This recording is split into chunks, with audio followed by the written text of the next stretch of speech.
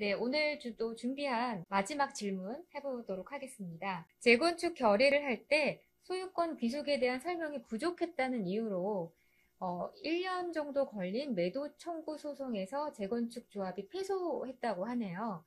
너무 안타까운 상황인데요. 이런 판결이 또 이렇게도 나올 수 있는지 궁금하고요. 이 경우는 또 어떻게 해결해야 계속 재건축을 진행할 수 있는지에 대한 질문이 왔습니다. 이거 굉장히 안타까운 상황인데, 이럴 경우 어떻게 해야 될까요, 변호사님? 네, 지금 방금 제가 최아나운서님으로부터 들은 이 질문을 이번 주에 두 건 정도 상담을 했어요. 그러니까 저에게 상담하시고 자문하신 그 두 현장은 전혀 다른 현장이거든요. 근데 판결이 굉장히 유사한 때 나왔습니다. 나왔고 이유가 동일해요. 이유가 집합금법 제47조 있는 각 항목 중에서 소유권 귀속에 관한 항목, 요게 제대로 갖춰져 있지 않았다. 따라서 여기에 대한 제대로 된 설명이 없었다. 이것 때문에 결론적으로 재건축 결의가 하자 있는 무효인 재건축 결의였기 때문에 재건축하지 말라. 이런 취지의 판결이 나왔던 것입니다.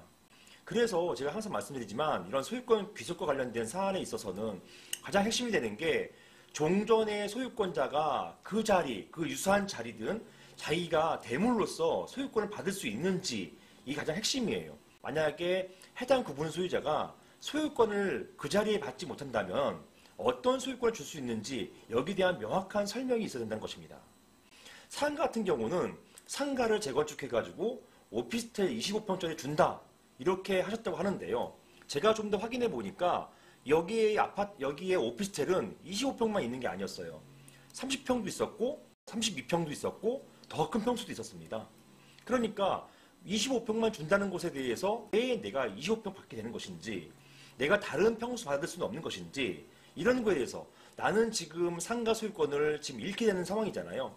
이 상가 소유권을 잃는 대신에 다시 대물로 어떤 걸 받을 수 있는 것인지 여기에 대한 상세한 설명이 없었다는 것이에요. 이런 설명이 없었기 때문에 따라서 결론적으로 집합금법에 규정된 47조에 규정된 사항을 위반하는 것이고, 이런 법을 위반했기 때문에 재건축 결의가 무효가 되는 것이고, 그래서 더 이상 재건축 자체는 진행해서는 안 된다 이렇게 보인 것이었습니다. 이게 두 현장에서 동일한 취지로 나왔던 사안이에요. 따라서 제가 항상 말씀드리지만 제게 자문 주실 때는 이런 소유권 귀속 관련된 사안에 대해서 설명서를 저희가 가장 집중해서 붙이고 있습니다. 설명서를 붙여서 재건축을 받거든요. 이런 거에 대해서는 언제든지 저희에게 자문 의뢰를 주셔서 샘플도 보시고 여기에 따라서 재건축 결의서를 작성하셔야 되는 거예요. 네, 거의 1년 가까이 걸린 매도 청구 소송이 패소되면은 정말로 황망하실 것 같은데, 지금이라도 또 우리 변호사님한테 또 자문을 구하셨다고 하니 정말 다행인 것 같습니다. 어떤가요, 정 PD님? 이런 이야기 들으면 좀.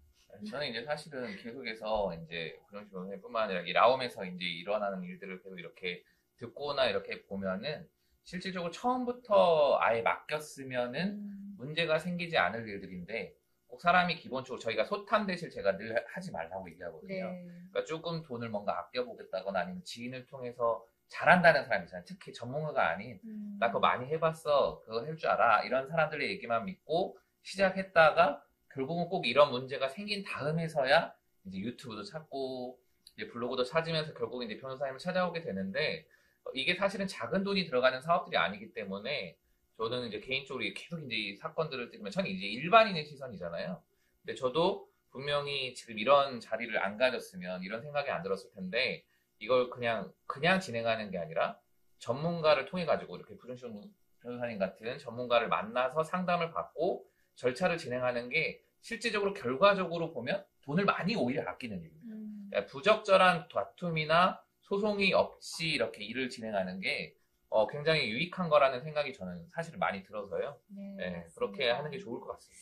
네, 저희도 이런 부분에 대해서 더 많이 여러분들과 공유를 하고 있지만 또 실질적으로 정확한 자문은 직접 오셔서 상담을 받으시는 게 가장 또 정확하죠.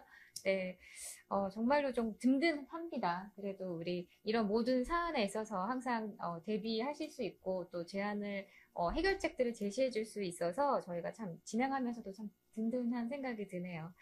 네, 그럼 오늘 이렇게 5가지 주제와 질문을 가지고 오늘도 변함없이 변호사님의 또 시원한 해결책 들어봤습니다.